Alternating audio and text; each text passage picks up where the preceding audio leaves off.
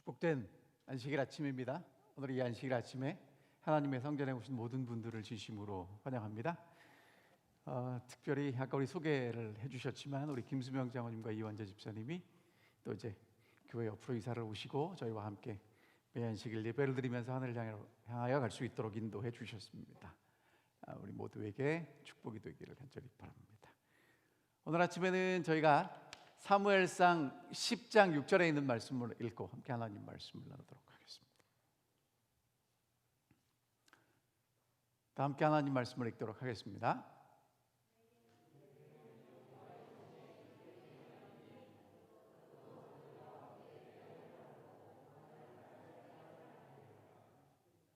아멘. 함께 머리 숙여 기도 올리겠습니다. 하늘에 계신 아버지, 저희가 안식일을 기억하여 주님 앞에 나올 수 있도록 인도해 주셔서 감사합니다. 하나님의 신이 사울에게 임하시고 다윗에게 임하셔서 하나님의 사람이 되게 하신 그 놀라운 역사가 오늘 이 자리에 머리 숙인 저희들에게도 일어날 수 있도록 역사하여 주셔서 저희가 하나님의 거룩한 성령의 쓰임받는 도구가 되게 인도하여 주시옵소서. 이제 주의 말씀을 선포하는 소자에게 하나님의 능력을 더하여 주시고 듣는 주의 종들에게 특별히 성령께서 감동하셔서 저희가 분명히 말씀을 깨닫고 그 말씀으로 창조함을 받는 시간이 되게 인도해 주시옵소서. 예수님의 이름으로 기도합니다. 아멘.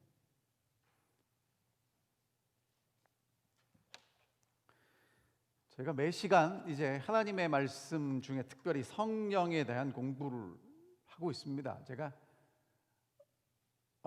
정말 하나님의 성령에 대해서 우리가 다시 한번 성서적으로 이해할 필요가 있다라고 확신을 하고 이 말씀을 준비하고 있는데요. 오늘은 저희가 특별히 살펴보게 될 내용이 구약에 나오는 성령 하나님에 대한 역사입니다. 구약 시대의 성령 하나님은 역사하셨습니다. 근데 많이 드러나지는 않습니다. 시작은 창세기 1장 2절부터 시작하죠. 땅이 혼돈하고 공허하며 흑암이 깊음 위에 있고 하나님의 영, 하나님의 신, 이 성령이죠. 수면 위에 운행하심으로 창조부터 참여하신 것을 보게 됩니다. 시편 51장에는 주의 성령 이렇게 표현됐습니다. 그래서 하나님의 영은 하나님이라는 엘로힘과 영이라는 그 단어는 루아흐예요. 밑에 제가 설명 써놨죠. 움직이는 공기, 바람, 영 그런 뜻입니다. 그러니까 보이지는 않지만 분명히 있는 그런 존재입니다. 그 다음에 시편 51편에는 주의 성령, 그래서 주의 성신, 거룩한 영, 이제 그렇게 저희가 사용하고 있습니다. 자, 하나님의 성령에 대한 표현이 구약 성경에 어디 나오냐면 출애굽기 31장에 나옵니다. 하나님의 영을 그에게 충만하게 주셨다고 나오고요. 민수기 24장에도 보면 하나님의 영이 그 위에 임하셨습니다. 사무엘상 11장에도 보면 하나님의 영이 사울에게 감동됐고요. 역대하 15장에는 하나님의 영이 오뎃의 아들 아사랴에게 임하십니다. 그리고 사사기 13장에 보면 여호와의 영이 삼손을 움직이셨고요. 그 다음에 저기는 사무엘상 10장에는 저기 사울 얘기입니다. 그다음에 사무엘상 16장에는 다윗이 이제 사무엘에게 기름 부음 받고 여호와의 영에 크게 감동되는 이야기입니다. 우리 기본결의에 보면 구약 시대에는 성령의 특별한 과업을 수행하도록 제한된 개인들에게 그 하나님의 성령을 주셨다고 말씀하시고요. 그러나 이제 예수 그리스도가 하늘로 올라가신 이후에는 모든 육체에게, 만민에게 하나님의 성령이 부어질 것에 대한 이야기를 하고 있습니다. 오늘 저희가 공부하게 될 내용을 요약하면 이렇습니다. 하나님께서 필요할 때 필요한 곳에 하나님의 영을 사람들에게 충만하게 부어주십니다. 이게 오늘 핵심입니다. 왜 부어주시는가? 하나님의 목적을 위해서 부어주신다는 것입니다. 자, 그러면 이제 하나씩 살펴보겠습니다. 하나님의 성령은 누구에게 임하셨을까요? 구약 성경에. 뭐 설명할 필요도 없는데 그냥 여러분 알지만 들으시길 바랍니다. 하나님의 영은 누구에게 임하냐면 하나님이 택하신 사람들에게 임합니다. 자, 성소를 건축할 때 하나님이 누구를 선택하셨냐면 유다 지파 훌의 손자 우리아의 아들 부살엘이라는 사람을 지명하여 불렀어요. 그리고 3절에 보면 하나님의 영을 그에게 주십니다. 부살엘이 하나님한테 성령 주세요라고 기도한 게 아니고 하나님이 성전 건축을 위해서 그 사람을 선택하시고 그에게 성령을 주셨다는 거예요. 그 다음에 6절에 보면 단 지파 아이사막의 아들 오홀리압에게도 하나님이 지혜로운 마음을 주셨다고 말합니다. 근데 화이 선지자가 뭐라고 주석을 했냐면 출애굽한 사람들 중에 애굽에서 이미 그런 건축의 감독관으로 역할을 한 그 전문가들이 있었다는 거예요. 그런데 하나님은 그 사람을 사용하지 않고 누구를 사용하시냐면 오홀리압과 부살엘을 특별히 지명하여 부르셨고 그 일을 감당할 수 있도록 성령을 주셨다는 것입니다. 자, 그 다음에 사사기 3장에 보면 온니엘이라는 첫 사사가 하나님의 영의 역사하심을 받고 이스라엘을 구합니다. 사사기 6장에 보면 여호와의 영이 기드온에게 임해서 그 미디안과 전쟁에서 승리를 얻게 하셔요. 근데 기드온에 대해서 이렇게 말씀하십니다. 기드온은 그의 앞에 있는 큰 일을 하기에는 자신이 너무 부적합하다는 것을 절실히 느꼈다. 주께서는 당신의 사업을 위해서 반드시 가장 큰 재능을 가진 사람만을 택하시는 것이 아니라 그분께서 잘 쓰실 수 있는 사람을 택하신다. 그러니까 여러분, 하나님이 택하시는 사람은 능력이 있다기보다 하나님이 잘 쓸 수 있는 사람을 선택하시는데 그 사람이 기드온이었다라고 말씀하십니다. 사사기 11장에 보면 입다를 그렇게 쓰시고요. 13장부터 보면 삼손에게 하나님의 영이 임하셔서 사용받게 되는 것을 보게 됩니다. 그런데 여러분이 잘 아시는 대로 여호와의 영이 누구에게 임하셨냐면 첫 번째 왕 사울에게 임하셨고요. 사울에게 하나님의 영이 임하셨기 때문에 사울이 예언을 하게 됩니다. 그리고 사무엘상 16장에 보면 사무엘이 이제 다윗에게 기름 부은 장면이 나오죠. 그 다음에 선지자들도 부르심을 받았을 때 하나님의 영이 임합니다. 아까 여러분들에게 읽어드렸던 아사랴에게 하나님의 영이 임했고요. 그 다음에 역대하 20장은요 누구에게 임하냐면 야하시엘에게 하나님의 영이 임합니다. 그 다음에 스가랴 제사장 여호야의 아들 스가랴에게도 하나님의 영이 임하셨고 에스겔에게도 하나님의 영이 임하셔서 여기저기 데리고 다니시던 그런 장면이 나옵니다. 자, 그러면 하나님의 성령은 이 사람들에게 왜 임하셨을까요? 자, 이것도 너무 잘 아시기 때문에 뻔한 얘기입니다. 하나님께서 계획하신 뜻을 성취하기 위해서 임하십니다. 여러분, 이게 뻔한 얘기 같은데 잘 들으셔야 돼요.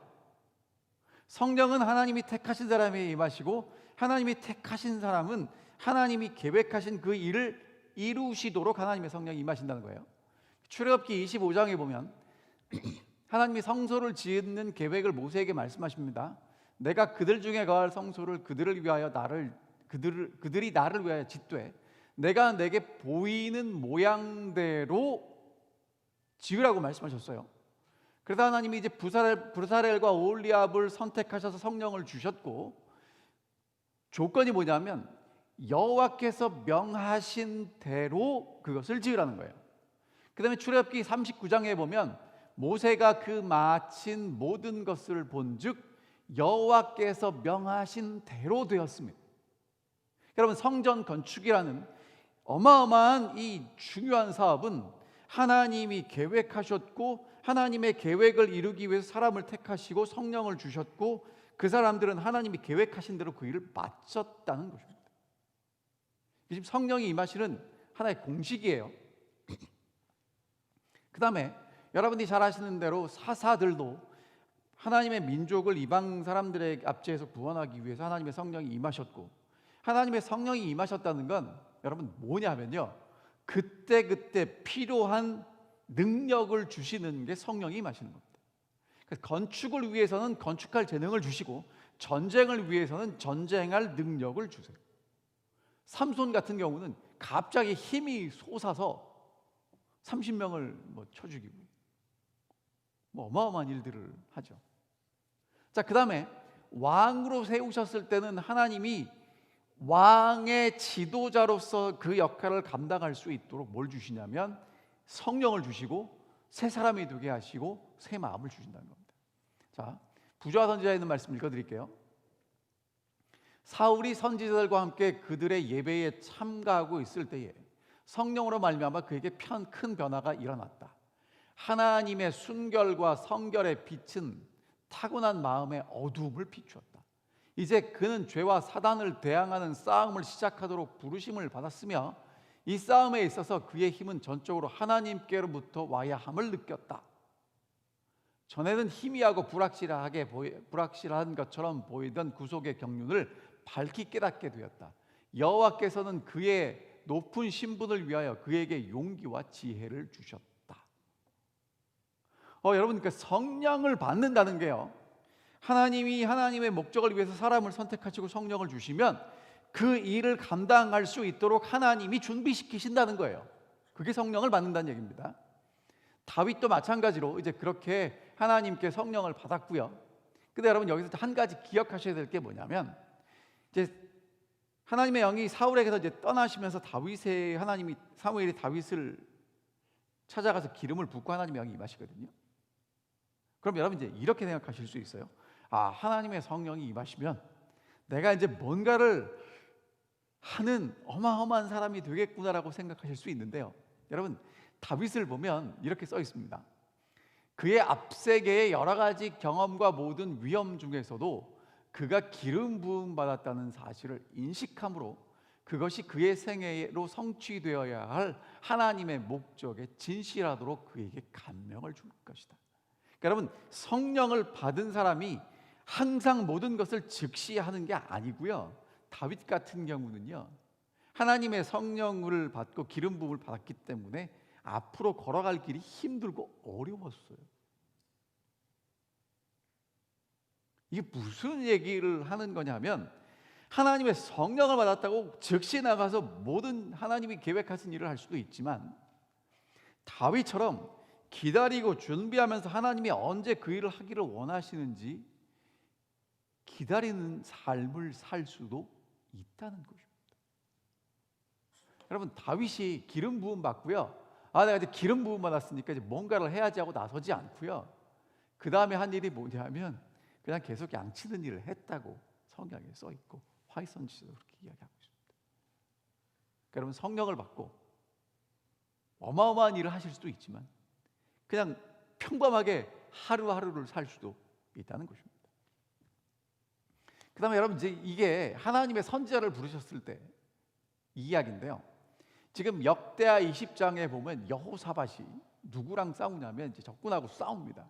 너무너무 무서웠어요. 두려웠습니다. 그때 여호와의 영이 그 회중 가운데 레위 사람 야하시엘이라는 사람이 있었는데 그 사람에게 하나님의 영이 갑자기 임한 거예요. 그리고 그 사람이 여호사밧 왕을 위해서 여호와의 말씀을 전했는데 그게 뭐냐면, 이 무리로 말미암아 두려워하거나 놀라지 말아라. 이 전쟁 하나님께 속했으니까 걱정하지 말아라 라고 하나님이 사람을 선택하셔서 그 말씀을 전할 수 있게 하셨습니다. 자, 그리고요, 그 다음 넘어갈게요. 그 다음 할 게 많으니까. 여러분, 성령은요, 너무 재밌는 게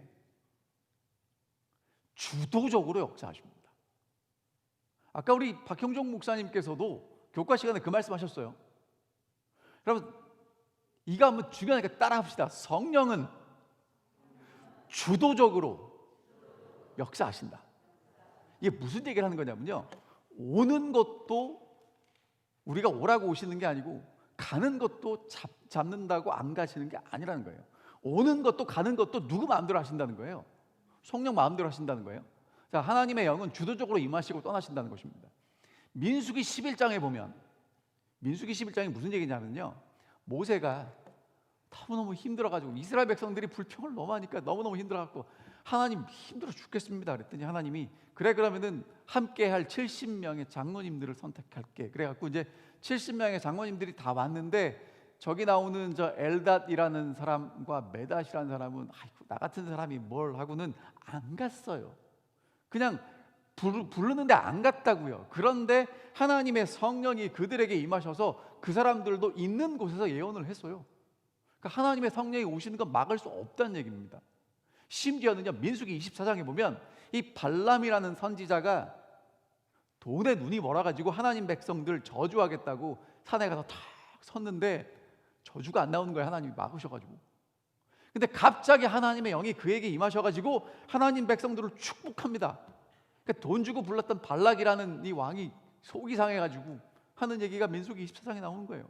여러분, 하나님의 영이 임하시면 누구든지 하나님께 쓰임 받을 수 있다는 거예요.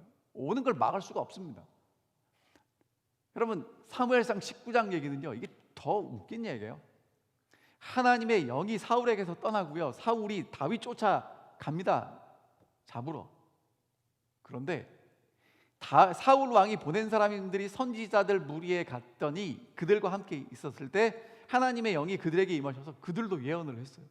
나중에는 사울이 쫓아갔는데 사울도 거기 가서 하나님의 영이 임하시니까 예언을 했어요. 여러분, 하나님의 성령이 강력하게 역사하시는 건 누구도 막을 수 없다고 구약 성경은 우리에게 분명히 이야기를 합니다. 근데 문제는요, 그 하나님의 영이 떠나신다는 거예요. 그렇게 오시기도 하지만 하나님의 영이 거하실 수 없는 상태가 되면 떠나신다는 거예요. 근데 여러분, 사무엘상 15장이 하나님이 이제 더 이상 하나님의 영이 안타깝게 사울에게서 떠날 수밖에 없는 이야기인데 집에 가서 읽어보시고요. 아말렉과 전쟁인데요, 여러분, 아말렉과 전쟁은 그냥 전쟁이 아니고 하나님의 거룩한 전쟁입니다. 하나님이 나중에 손봐주시겠다고 모세를 통해서 약속하셨거든요. 그 약속을 이루기 위해서 사울이라는 왕이 하나님의 뜻을 가지고 가서 전쟁을 했는데, 여러분이 아시는 대로 하나님이 뭐라고 그랬냐면 다 죽여라, 진멸해라. 그런데 진멸하니까 너무 아까워요. 왜? 소도 좋고 양도 좋고, 그 다음에 여러분, 이 왕을 사로잡아가지고 다 끌고 오면 얼마나 멋있습니까? 사울이 그랬다고요. 사무엘에 와서 보니까 양과 염소 소리가, 뭐 소가 음메음메 거리게 들리는 거예요. 그래가지고 하는 얘기입니다. 여호와께서 번제와 다른 제사를 그 목소리 청종하는 것 같이 좋아하시겠나이까? 순종이 제사보다 낫고 듣는 것이 수양의 기름보다 낫습니다. 근데 그것을 거역하는 것은 점을 치는 죄와 같고 완고한 것은 우상에게 절하는 죄와 같습니다. 왕이 여호와의 말씀을 버렸으므로 여호와께서도 왕을 버려 왕이 되지 못하게 하셨나이다. 그러니까 여러분, 사울이 하나님의 말씀을 붙잡았다면 왕이 될 텐데 하나님의 말씀을 다 붙잡지 않고 조금을 버렸어요. 하나님도 그래서 사울을 붙잡을 수 없다고 말씀하시는 겁니다. 그게 26절에도 다시 반복이 되는데, 여러분, 부조와 선지자 이렇게 써 있더라고요. 여호와께서 그때 사울을 완전히 버리셨다면 그로 하여금 과거의 잘못을 시정할 수 있도록 선지자를 통하여 그에게 다시 말씀하시지도 않으셨을 것이요, 그에게 수행해야 할 일을 맡기지도 않으셨을 것이다. 여러분, 너무너무 감사한 게요, 하나님의 영이 그냥 순식간에 훅 떠나는 게 아니고요, 선지자를 통해서 말씀하시고 다시 돌아올 수 있는 기회를 주신다는 겁니다. 그럼 여러분, 사울은 왜 실패했을까요? 보세요. 인간은 하나님의 은총을 받을 수 있는 조건에 응함으로 하나님께 대한 자신의 관계를 변화시킬 수도 있고, 자신의 행위로서 자기의 은총을 받을 수 없는 곳에 둘 수도 있다. 사람이요, 하나님의 은혜를 받을 수 있는 곳에 나를 둘 수도 있고 하나님의 은총을 받을 수 없는 곳에 나를 둘 수도 있다는 거예요. 근데 지금 사울은 자꾸 어느 쪽으로 가고 있습니까? 하나님의 은총을 받을 수 없는 곳에 가니까 사무엘 선지자가 가서 자꾸 얘기를 하는데 그 얘기를 지금 못 알아듣고 있어요. 여러분, 오늘 하나님의 성령이 여러분과 제 마음속에 이미 역사하고 계셔요. 근데 문제는 그 성령이 뭐 할 수도 있다는 거예요? 떠날 수도 있다는 것입니다. 그래가지고 여러분 사울이 여러분 이 부분은 잘 들으셔야 돼요. 오늘 여러분과 제가 이렇게 하나님의 성령이 떠나는 그런 상태에 있다면 똑같은 상황이 반복될 거니까 그래요. 사무엘이 이제 가려고 하는데 사울이 겉옷을 붙잡았더니 찢어졌어요. 그러면서 이 사울 왕이 사무엘에게 부탁하는 게 뭐냐면, 내가 범죄했는 거 다 알지만 나와 함께 돌아가서 장로들과 백성들과 함께 예배드리는 데서 나를 좀 높여주십시오가 사울의 소원이고 기도예요. 여러분, 이게 이해가 됩니까? 안 됩니까? 여러분, 사울이라는 사람이요, 하나님의 성령을 받고 하나님이 부르신 왕으로 세우심을 받은 사람이 지금 사무엘 선지자가 와서 하나님 말씀 좀 제발 잘 들어라라고 얘기를 하고 하나님의 성령이 떠난다고 얘기를 했는데, 그게 뭔 소리인지 못 알아듣고요, 뭐밖에 안 보이냐면요, 나 좀 높여주세요만 생각이 나는 거예요. 여러분, 저 때 사울이 뭘 해야 되냐면, 하나님, 제가 잘못했습니다. 저한테 다시 하나님의 성령을 거두어 가지 마시고 부어주십시오라고 그렇게 기도를 했어야 돼요. 그런 생각이 없는 겁니다. 그리고 뭐만 생각이 나냐면, 나를 좀 높여주세요, 나한테 뭐가 이득이 되는지 모르지만 그거 좀 주세요, 그걸 기도하고 있어요. 혹시 여러분과 제가 하나님 앞에 그런 기도를 하고 있다면, 제가 감히 말씀드리는데 하나님의 성령이 우리에게서 떠나고 있다고 생각하셔도 괜찮습니다. 그 다음 갈게요. 사무엘상 16장 4절에 보면, 14절에 보면 여호와의 영이 사울에게서 떠나시고 여호와께서 부르시는 악령이 그를 번뇌케 합니다. 그러니까 여러분, 성령이 떠나면요, 악령이 들어옵니다. 심각하게 기도하시길 바랍니다. 자, 그 다음에 삼손 얘기 해드릴게요. 삼손은요, 하나님의 영이 임하시면 힘을 발휘해요. 그게 하나님이 주신 하나님의 은사예요. 힘을 발휘해서 블레셋 군인을 다 싸워도 이깁니다. 근데 여러분, 이 삼손이 무슨 착각을 했냐면, 그 힘은 내가 언제든지 쓸 수 있을 거라고 생각을 하고, 들릴라가 하도 쪼르니까 머리 깎으면 그렇게 된다고 알려주었어요. 그래서 이제 삼손이 하나님의 신이 자기를 떠난 것을 깨닫지 못하고 붙잡히는 얘기입니다. 이것에 대해서 부조 선지자는 다음과 같이 쓰고 있어요. 삼손은 거룩한 부르심의 조건을 조금씩 깨뜨려 갔다. 하나님께서는 오랫동안 참으셨으나 삼손이 그 비밀을 누설할 만큼 죄악의 세력이 자신을 굴복하였을 때에 여호와께서는 그를 떠나셨다. 그의 긴 머리에 효능이 있었던 것이 아니었다. 여러분, 뭐라고요? 삼손의 긴 머리가 힘의 능력이 아니었다는 것입니다. 여러분, 이게 무슨 얘기를 하는 거냐면요, 오늘 여러분과 제가 기도하고 성경 보고 어떤 헌신을 해도 그게 하나님의 은혜가 우리에게 오는 조건이 아니라고 말씀하시는 거예요. 긴 머리가 힘의 능력이 아니었다니까요. 뭐라고 써 있냐면, 그것은 다만 하나님께 대한 그의 충성의 증거일 뿐이었다.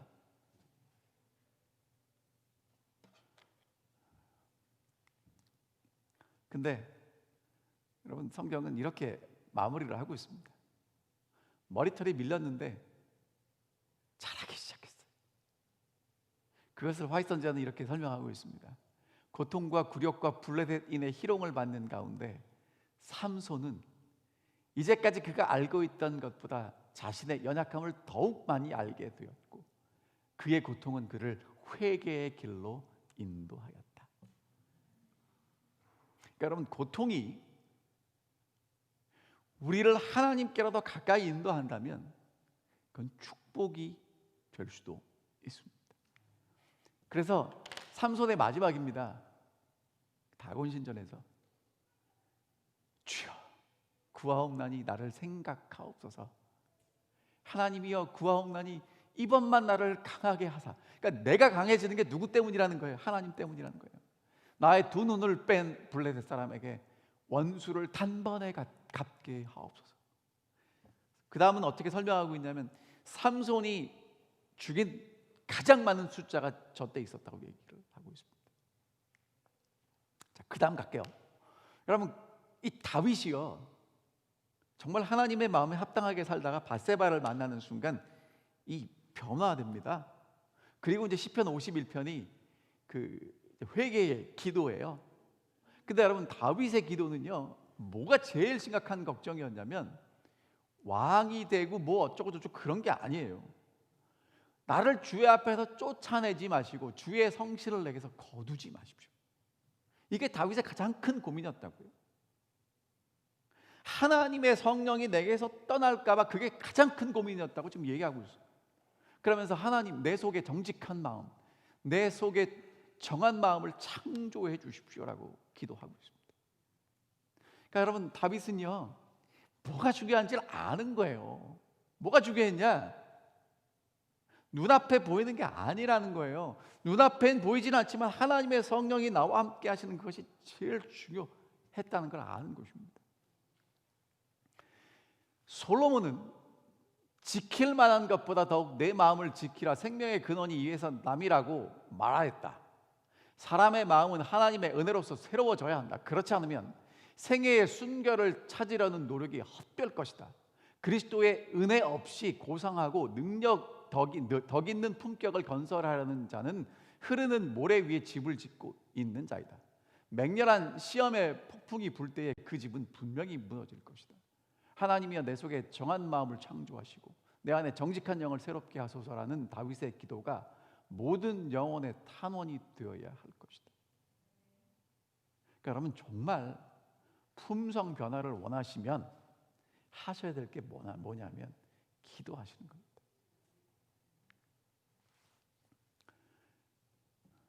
이것도 그냥 간단하게 짚고만 넘어갈게요. 주의 앞에서 쫓아내지 말라는 건 하나님의 얼굴을 못 보는 거고요. 에스겔 39장에 보면 내가 다시는 내 얼굴을 그들에게 가리우지 아니하리니, 그러니까 가리우지 않는다는 건 바라본다는 거죠. 그러면 하나님의 영을 쏟아 부으시겠다는 겁니다. 그러니까 여러분, 하나님의 성령을 정말 폭포수처럼 경험하기를 원하시면 누구를 쳐다볼 수 있어야 돼요? 하나님을 쳐다볼 수 있어야 합니다.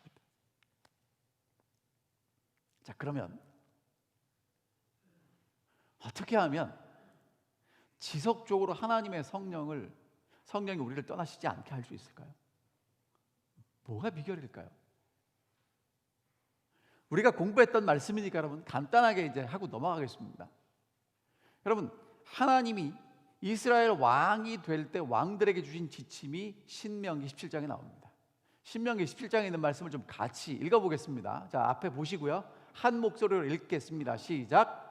그가 왕위에 오르거든 이 율법서의 등본을 레위 사람 제사장 앞에 책에 기록하여 평생 자기 옆에 두고 읽어 그의 하나님 여호와를 경외하기를 배우며 이 율법의 모든 말과 이 규례를 지켜 행할 것이라. 그리하면 그의 마음이 그의 형제 위에 교만하지 아니하고 이 명령에서 떠나 좌로나 우로나 치우치지 아니하리니 이스라엘 중에서 그와 그의 자손이 왕 위에 있는 날이 장구하리라. 너무 잘 아시는 말씀이기 때문에 요약하고 갑니다. 자, 첫 번째, 율법을 등사하라고 그랬어요. 복사하라는 겁니다. 왜? 율법은 어디만 있었어요? 제사장이 성소에 가지고 있었거든요. 그러니까 그것을, 하나님의 말씀을 복사해서 평생 곁에 두라고 그랬어요. 그러니까 하나님의 말씀이 평생 누구 옆에 있어야 됩니까? 내 옆에 있어야 됩니다. 그러니까 여러분, 시간으로는 평생이고요, 장소로는 곁입니다. 그리고 뭐 하래요? 읽으래요. 근데 여러분, 저기에 저 읽는다는 히브리어를 찾아보니까 어떤 뜻이 더 강하냐면 낭독하다예요. 그러니까 소리내어 읽으라는 것입니다. 잘하고 계시죠? 왜 대답을 안 하세요? 잘하고 계시니까 제가 압니다. 잘하고 계십니다, 여러분. 자, 근데 여러분, 그 다음이 더 중요해요. 왜? 예수님 당시에 바리새인들, 율법사들, 서기관들은 이런 거 잘 읽잖아요. 제가 앤드루스 있을 때 우리 교수님 하시는 말씀이, 그 랍비들은요, 성경을 얼마나 알았냐면 두루마리를 이렇게 가지고 마지막에 시험을 볼 때 바늘로 찔러서 바늘 끝에 무슨 글자가 있는지를 맞췄답니다. 뭐 좀 과장이겠지만 정말 하나님의 말씀을 잘 알았는데 예수를 몰랐어요. 이유가 뭔가? 그러니까 어떻게 읽어야 되는지 그 다음에 나오는데요. 그렇게 말씀을 읽는 사람은요, 하나님 경외하기를 배워야 돼요. 그러니까 여러분, 말씀을 읽는 이유가 뭐라고요? 저기 있잖아요. 대답하세요. 뭐라고요? 하나님을 경외하기 위해서 읽으셔야 돼요. 이 모든 율법의 모든 말과 규례를 지켜 행할 것이라. 여러분, 율법은 뭐냐 하면 나중에 제가 다시 설명드릴 테지만 성경을 잘 읽어보시면 율법은 하나님을 경외하는 게 율법입니다. 그리고 하나님을 경외하는 게 어떻게 드러나냐면 마음이 형제 위에 교만하지 않는 게 하나님을 경외하는 거예요. 그러니까 여러분, 성령을 받는 사람의 특징이 뭐냐면, 지금 이제 다윗이나 사울이 성령을 받았을 때 하나님이 이렇게 하라고 시킨 거거든요. 그러니까 정말 하나님의 성령이 떠나지 않는 사람의 특징이 뭐냐면 늘 하나님 성경을 읽는 것을 통해서 하나님을 경외하고 내가 그것 때문에 왕이 되었다고, 부르심을 받았다고, 성령을 받았다고 교만하지 않는 거예요. 다른 사람 위에 교만하지 않고, 다시 말하면 형제를 존중히 여기는 사람이 되는 것입니다. 이게 성령 받는 사람의 특징이에요. 하나님의 영이 역사하시는 사람의 특징이라고. 자, 그러면 그 사람은 어떻게 살게 되느냐? 하나님을 신뢰하고 살게 됩니다. 당연하겠죠. 그래서 그 앞에 이런 말씀이 있어요. 병마를 많이 두지 말고, 아내를 많이 두지 말고, 은금을 많이 쌓지 말고. 여러분, 이게 쉬운 얘기가 아닙니다. 뭐냐면 여러분이 생각할 때 훌륭한 왕이 되려면 뭐가 있어야 됩니까? 튼튼한 군대가 있어야 되고요. 아내는 무슨 얘기냐면 외교를 잘 해야 되고요. 은금은 뭐냐면 그것을 할 수 있는 그 재원이에요. 갖되 많이 갖지 말라고 말씀하십니다. 자, 이게 무슨 얘기를 하는 거냐면요, 병마를 많이 두지 말고, 아내를 많이 두지 말고, 은금을 많이 쌓지 말라는 얘기는 그거 하지 말고 누구를 신뢰하라는 거예요? 하나님을 신뢰하라는 얘기입니다. 시편 20편에 보니까 이런 말씀이 있어요. 여호와께서 자기에게 기름 부은 자를 구원하시는 줄을 이제 내가 아노니, 그의 오른손에 구원하는 힘으로 그의 거룩한 하늘에서 그에게 응답하시리로다. 어떤 사람은 병거를, 어떤 사람은 말을 의지하나 우리는 우리 하나님의 이름을 자랑하리로다. 여러분, 지금 이게요, 여러분과 저는 읽고 아멘 할 수 있는 얘기인데, 전쟁을 눈앞에 둔 사람들, 적군이 우리 군대보다 많을 경우에 이렇게 기도할 수 있겠습니까?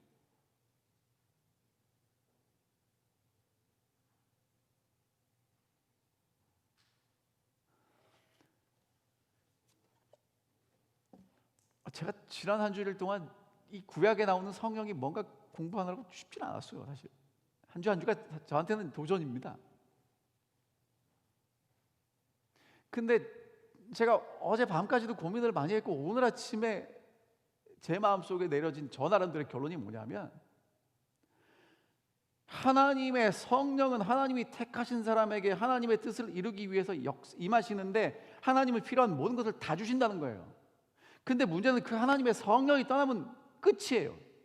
그러니까 하나님의 성령이 계속 임하셔야 되는데, 하나님의 성령은 누구에게 임하시는가? 하나님을 경외하는 사람들, 다른 사람 위에 교만하지 않은 사람들, 더 궁극적으로 말하면 하나님만 신뢰하는 사람들에게 임하신다는 거예요.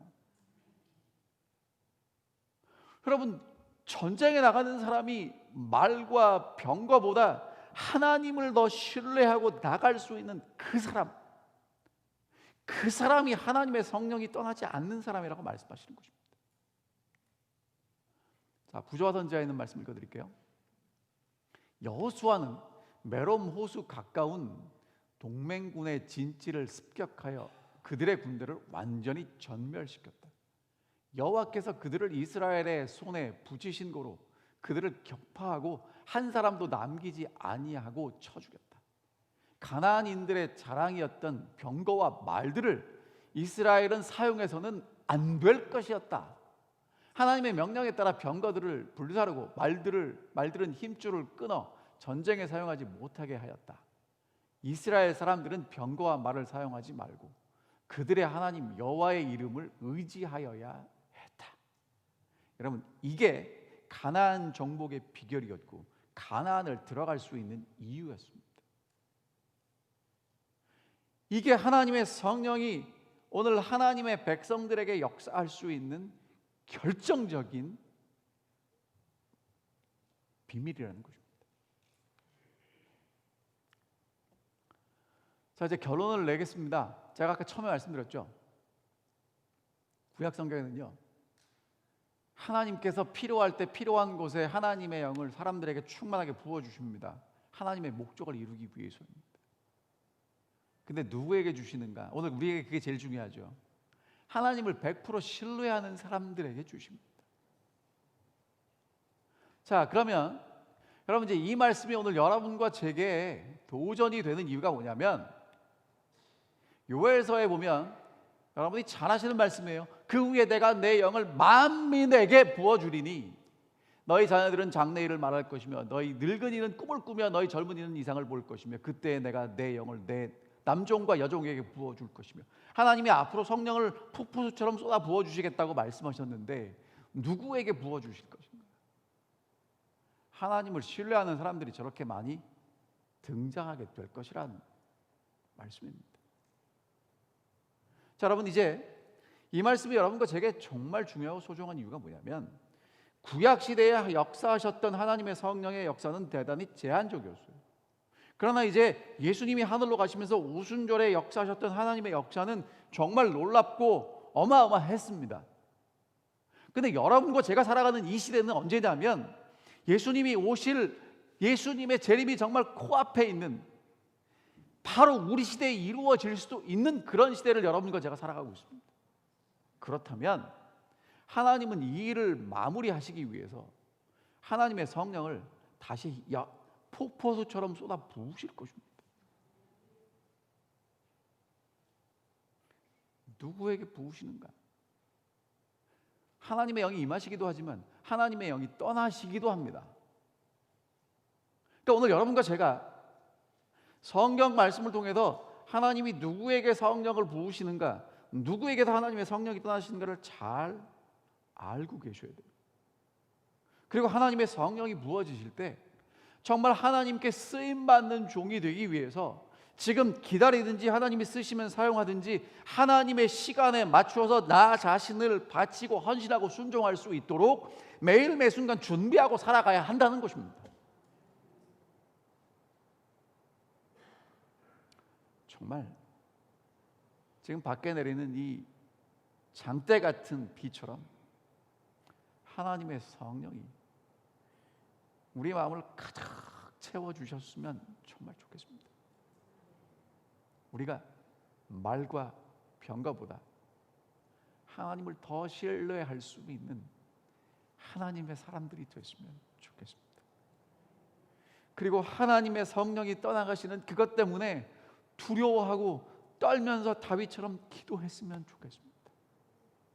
혹시 삼손처럼 우리의 하나님을 신뢰하는 것이 다 사라졌을지라도 삼손에게 머리카락이 다시 자라났던 것처럼 하나님을 신뢰하는 그 신뢰가 우리 속에서 날마다 커졌으면 좋겠습니다. 하나님의 성령, 이것이 해답입니다. 그리고 하나님의 성령께서 우리 사랑하는 칼리지들 교회 한 분 한 분의 마음속에 오늘도 강력하게 역사하시기를 간절히 바랍니다. 기도하겠습니다. 하늘에 계신 아버지, 창조 때부터 그리고 하나님의 구속의 사업을 이루시기 위해서 하나님은 끊임없이 하나님의 사람들에게 성령을 부어주셨음을 확인했습니다. 어떤 사람에게는 능력으로, 어떤 사람에게는 예언을 함으로, 어떤 사람에게는 다양한 기술로 하나님을 섬기고 봉사하게 하셨습니다. 주님, 이제 하나님께서 저희를 택하시고 저희에게 하나님의 뜻을 이루기 위하여 성령을 부어주실 때 하나님께 순종할 수 있는 주의 종들이 될 수 있도록 저희를 인도해 주시옵소서. 근데 구약 성경에 보니까 하나님의 성령이 임하실 때도 있고 떠나실 때도 있는 것을 보게 됐습니다. 정말 하나님의 성령이 떠나시는 그 안타까운 일이 우리 삶에 절대로 일어나지 않게 도와주시고, 혹시 떠나셨다면 삼손처럼 회개하고 다시 하나님을 의지할 수 있는 주의 종들이 되게 저희를 깨우쳐 주시옵소서.